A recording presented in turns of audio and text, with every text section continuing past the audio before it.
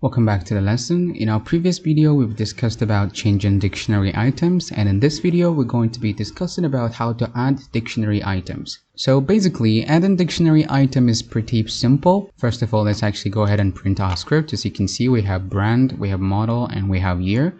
So let's say we wanted to add a color item to our dictionary. All we need to do is go ahead and say car, and then square bracket, and say color, and set it to, let's say, red, like so. And now if I go ahead and run our script, as you can see, now our dictionary contains color, which is red right here.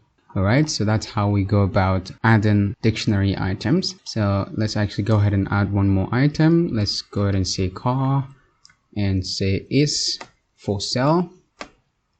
Okay, and set it to true, like so. Alright, and now let's go ahead and run our script. As you can see, we're gonna have it right here, is for sale, true. So now we've successfully added two items to our dictionary.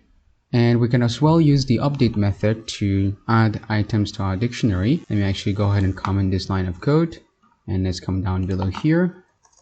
So the update method, let's actually go ahead and use that update. Let's go ahead and add our key value pairs inside curly brace, like so, and we're gonna go ahead and say color.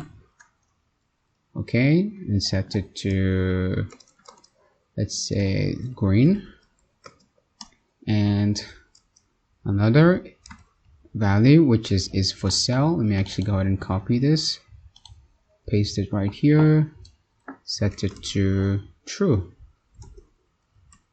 All right, or let's say false this time around. Okay, it's false, like so. All right, as you can see, so the update method, if the values that you wanted to update does not exist, it went ahead and added to our dictionary. So that's basically the reason why we can use the update method to add items to our dictionary. So let's actually go ahead and now run our script.